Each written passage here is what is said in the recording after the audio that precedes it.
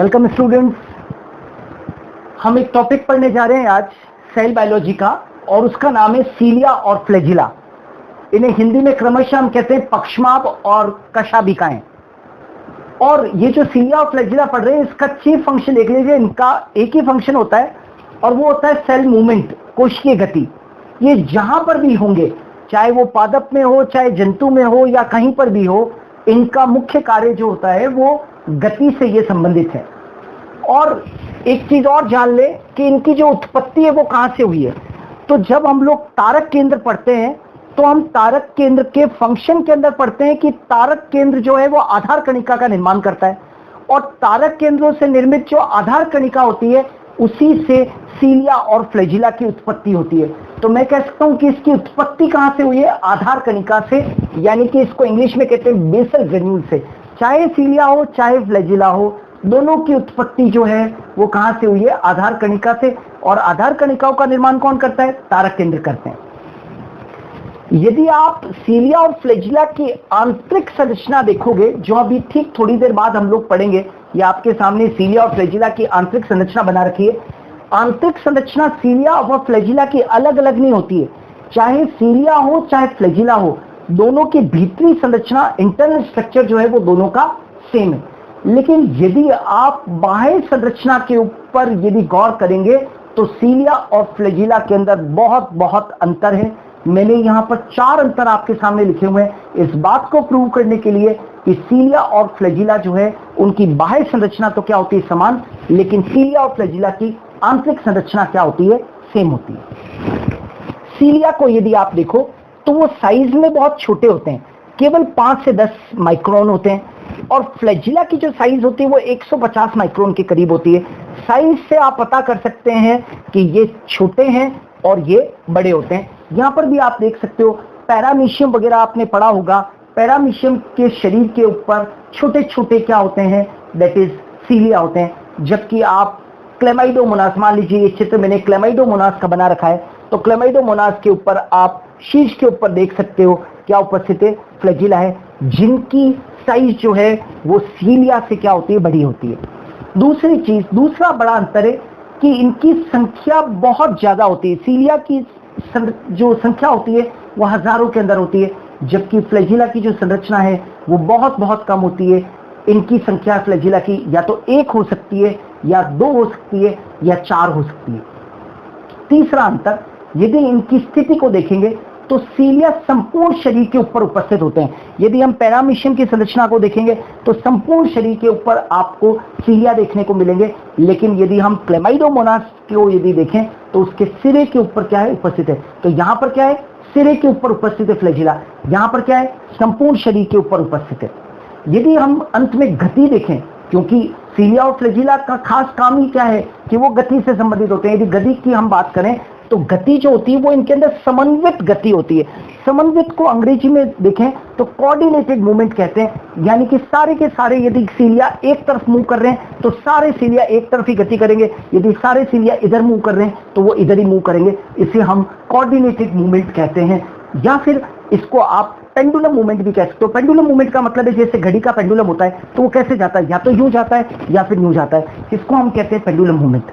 लेकिन यदि आप फ्लैजिला की गति देखोगे तो कभी भी समन्वित नहीं होती है। मान लीजिए 2 फ्लैजिला है तो एक ही फ्लैजिला और एक ही फ्लैजिला है, इसकी गति यदि इधर हो रही है तो इसकी गति क्या हो रही है? इधर हो रही है। अलग अलग गति होती है, स्वतंत्र गति होती है, कभी भी समन्वित गति नहीं होती है। तो ये थे सीलिया और फ्लैजिला की बाह्य संरचना के बीच में अंतर। और सीलिया और फ्लैजिला की आंतरिक संरचना जो होती है वो बिल्कुल कैसी होती है? समान होती है। आंतरिक संरचना के अंदर फर्क नहीं होता है। आइए जाने कि आंतरिक संरचना कैसी होती है। ये मैंने आपके सामने सीलिया और फ्लैजिला दोनों के लिए संरचना अलग नहीं, कॉमन संरचना बना रखी है।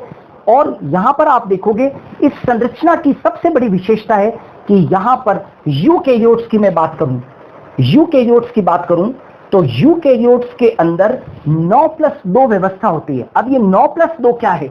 वास्तव में ये 9+2 शिष्ट नलिकाओं की व्यवस्था है। शिष्ट नलिकाएं ही वास्तव में सीलिया और फ्लैजिला के अंदर जो ये शिष्ट नलिकाएं, यही मूवमेंट के अंदर क्या होती है? सहायक होती है।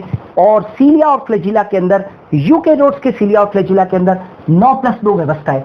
9+2 व्यवस्था का मतलब क्या है? 9+2, 9+2 का मतलब है 9 शुष्क नलिकाएं, 9 शुष्क नलिकाएं परिधि पर है, परिधि पर विन्यासित है।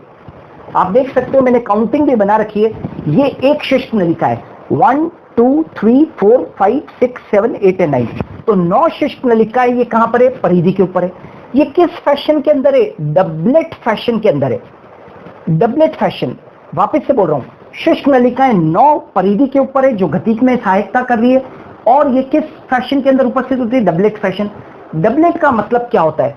प्रत्येक शुष्क नलिका, प्रत्येक शुष्क नलिका 2 उपतंतु या नलिकाओं से बनी, प्रत्येक शुष्क नलिका 2 उपतंतुओं या नलिकाओं से बनी है।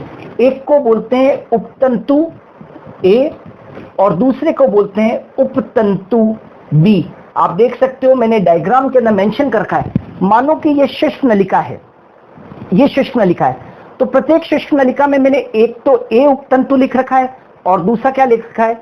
बी उपतंतु लिख रखा है। मतलब प्रत्येक शुष्क नलिका 2 उपतंतुओं से मिलकर बनी है। और ये भी ध्यान रहे कि ये जो 9 शुष्क नलिकाएं जो परिधि के ऊपर है, ये ट्यूबुलिन प्रोटीन से बनी है। ट्यूबुलिन प्रोटीन से क्या होती है? निर्मित होती है। तो 9 शुष्क नलिकाएं परिधि पर है, डबलेट फैशन के अंदर है। प्रत्येक शुष्क नलिका 2 उपतंतुओं या नलिकाओं से बनी है। एक को बोलते हैं उपतंतु ए, दूसरे को बोलते हैं उपतंतु बी। और ये किसकी बनी हुई है? ट्यूबुलिन प्रोटीन की बनी हुई है। लेकिन यदि इसके अंदर की संरचना को देखोगे तो 9 तो परिधि के ऊपर है, लेकिन ये 2 क्या? तो 2 शुष्क नलिकाएं जो है वो कहां पर है? सेंटर के अंदर उपस्थित है, केंद्र के अंदर उपस्थित है। आप देख सकते हो मैंने 2 शुष्क नलिकाएं, एक एरी और एक एरी, ये 2 बना रखी है। और ये जो सेंटर के अंदर शुष्क नलिकाएं, ये कभी भी डबलेट फैशन के अंदर नहीं होती है। ये किस फैशन के अंदर होती है? सिंगलेट फैशन के अंदर होती है। ये सिंगलेट फैशन के अंदर होती है। और ये भी ध्यान होना चाहिए कि ये डाइनीन प्रोटीन से बनी होती है, डाइनीन प्रोटीन से। देखिए बड़ा अंतर देखिए, जो 9 शुष्क नलिकाएं परिधि के ऊपर है वो किसकी बनी हुई है? ट्यूबुलिन प्रोटीन की बनी हुई है। जबकि जो 2 केंद्र के अंदर जो शुष्क नलिकाएं वो सिंगलेट फैशन के अंदर है और डाइनीन प्रोटीन की बनी हुई है। एक ट्यूबुलिन प्रोटीन है और दूसरा कौन सा है? डाइनीन प्रोटीन है। ऐसी व्यवस्था सीलिया और फ्लैजिला की जो आप ऐसी व्यवस्था देख रहे हो, इस व्यवस्था को हम बोलते हैं 9+2 अरेंजमेंट ऑफ माइक्रोट्यूब्यूल्स, शुष्क नलिकाओं की 9+2 व्यवस्था जो गति के अंदर क्या होती है? सहायता करती है। अब एक और चीज जाने कि सीलिया और फ्लैजिला प्रोकैरियोट्स में भी हो सकते हैं और यूकैरियोट्स के अंदर भी हो सकते हैं। लेकिन याद रहे, यदि आपसे प्रश्न ऐसा पूछा जाए कि प्रोकैरियोट्स के सीलिया व फ्लैजिला में शुष्क नलिकाओं की व्यवस्था कैसी होती है, शुष्क नलिकाओं की व्यवस्था, तो आप उस केस के अंदर 9+2 अरेंजमेंट नहीं बोलेंगे। 9+2 व्यवस्था तो शुष्क नलिकाओं के यूकैरियोट्स में होती है। प्रोकैरियोट्स में सीलिया और फ्लैजिला में शुष्क नलिकाओं की जो व्यवस्था है वो कौन सी? 0+1 व्यवस्था, 0+1 व्यवस्था। और ये जो प्रोटीन है किस प्रोटीन की बनी है? जो एक शुष्क नलिका है वो किस प्रोटीन से बनी है? तो फ्लैजिलिन प्रोटीन से निर्मित, फ्लैजिलिन प्रोटीन से निर्मित। फिर से बता दूं आपको, प्रोकैरियोट्स के अंदर सीलिया और फ्लैजिला में शुष्क नलिकाओं की व्यवस्था 9+2 नहीं होती है, उसके स्थान पर 0+1 व्यवस्था होती है। और जो एक शुष्क नलिका है वो फ्लैजिलिन प्रोटीन से बनी हुई है। तो ये भी आप लोगों को ध्यान रखना होगा।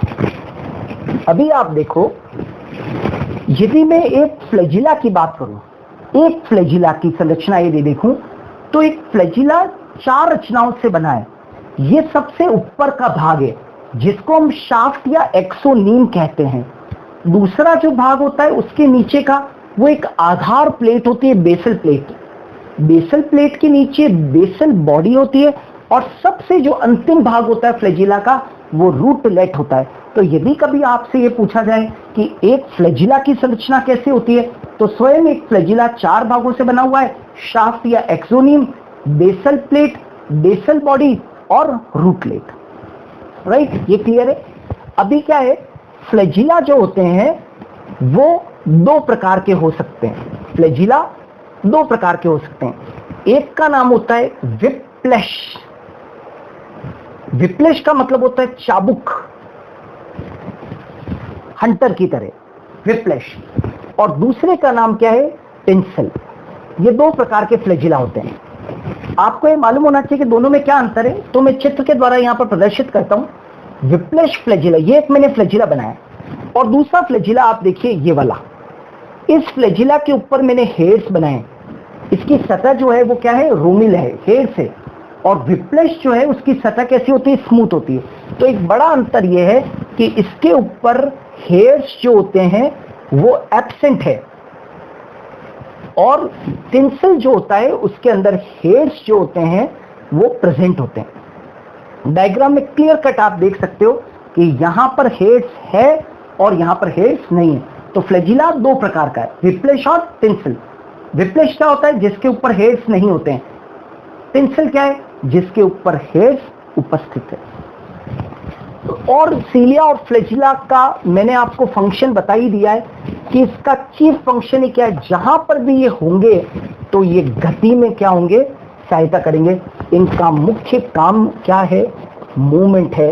ये मूवमेंट से संबंधित होते हैं, ये मूवमेंट से संबंधित है। आप सोचो कि सीलिया और फ्लैजिला कितने महत्वपूर्ण होंगे। हम एक संघ पढ़ते हैं जिसका नाम है प्रोटोजोआ। आप सभी ने पढ़ा होगा प्रोटोजोआ। प्रोटोजोआ जब संघ पढ़ते हैं तो 2 ये जैसे एक संघ होता है।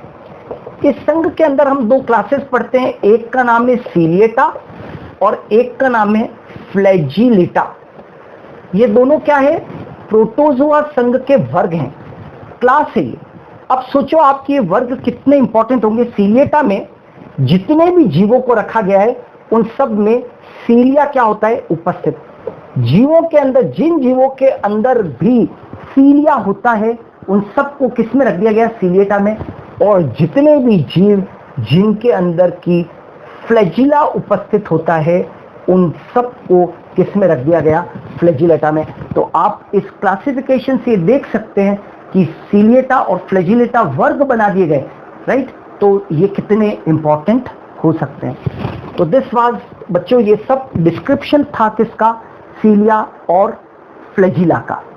मेरे इस वीडियो को खूब सारा शेयर कीजिए ताकि जो बच्चे कोचिंग नहीं जा पाते हैं कम से कम उनको अधिक से अधिक घर बैठे लाभ मिल सके। इसे खूब सारा शेयर कीजिए, लाइक कीजिए और चैनल को सब्सक्राइब कीजिएगा। Thanks a lot.